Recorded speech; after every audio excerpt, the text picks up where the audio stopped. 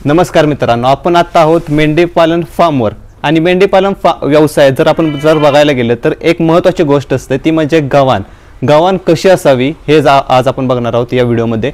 तर चला आपण आता या व्हिडिओला सुरुवात करूया। आपल्यासोबत एक दादा आहेत ज्यांना तुम्ही बघितलंच असेल, त्यांचा आपण चारा व्यवस्थापन, खुराक व्यवस्थापन असे व्हिडिओ बनवलेले आहेत। जर तुम्ही ते बघितले नसतील तर ते चॅनेलवर जाऊन एकदा अवश्य बघा। तर चला आपण आजच्या या व्हिडिओला सुरुवात करू की गव्हाणीचं व्यवस्थापन, गव्हाण कशी असावी मेंढीपालन व्यवसायात हे आज आपण बघणार आहोत। तर दादा आपल्यासोबत आहेत, तर आदित्य दादा आपल्यासोबत आहेत। तर दादा मला सांगा, गव्हाण कशी बांधली पाहिजे आणि तुमच्या गोट्यामध्ये कशी गव्हाण आहे?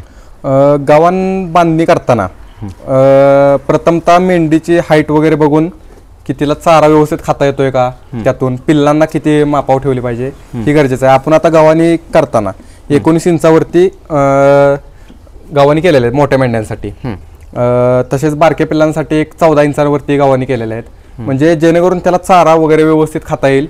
त्यांची आता जो आपला पाईपचा जे गॅप आहे गव्हाणी आणि पाईपमध्ये तो आपण 9 इंच ठेवलेला आहे, जेणेकरून जनावराला व्यवस्थित चारा वगैरे खाता येईल, जास्त त्रास होणार नाही खाताना, अशा हिशोबाने ठेवलेला आहे आणि त्यातून बाहेर येणार नाहीत अशा हिशोबाने। आपल्याला गव्हाणीच्या अनेक टाईप बघायला मिळतात, तर त्यामध्ये तुम्ही हे या टाईपचं गव्हाण का निवडलं? कसं होतं, माझं जरा बजेट कमी असल्या कारणास्तव मी पाईप कट करून ती गव्हाण केलेलं आहे आणि बऱ्यापैकी आता बाजारात पत्र्याची गव्हाण असतात। पत्र्याची गव्हाण न करण्यामागचं कारण असं की तो कालांतराने गंजतं, ते लागण्याचे चान्सेस असतात, खराब होण्याचे आहेत। आता ही जी गव्हाण केलेली आपण ही काय खराब होत नाही, फक्त एवढंच की तुटाफुटाचं जरा हे असते, जास्त काही जोर लावत नाही, त्यामुळे तुटत वगैरे काय नाही। तसं बाजारात आता प्लॅस्टिकच्या ज्या बॅलरच्या गव्हाणी आहेत त्या सगळ्यात उत्कृष्ट आहेत यासाठी। त्या गव्हाणीबद्दल काय सांगाल? जर काय कोण नवीन करत असेल यात तर ते बॅलरची वगैरे गव्हाण केली तर अतिउत्तम आहे सगळ्यात जास्त, कारण त्याला जास्त मेंटेनन्स नाहीये, त्या गव्हाणीला त्याला जास्त मेंटेनन्स नाहीये। तर यासाठी तुम्हाला एकूण खर्च किती आला गव्हाणीसाठी?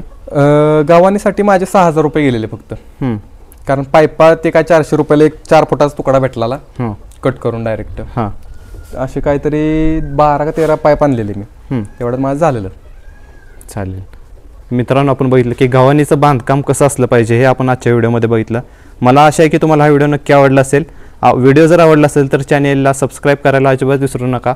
भेटूया पुढच्या व्हिडिओमध्ये, धन्यवाद।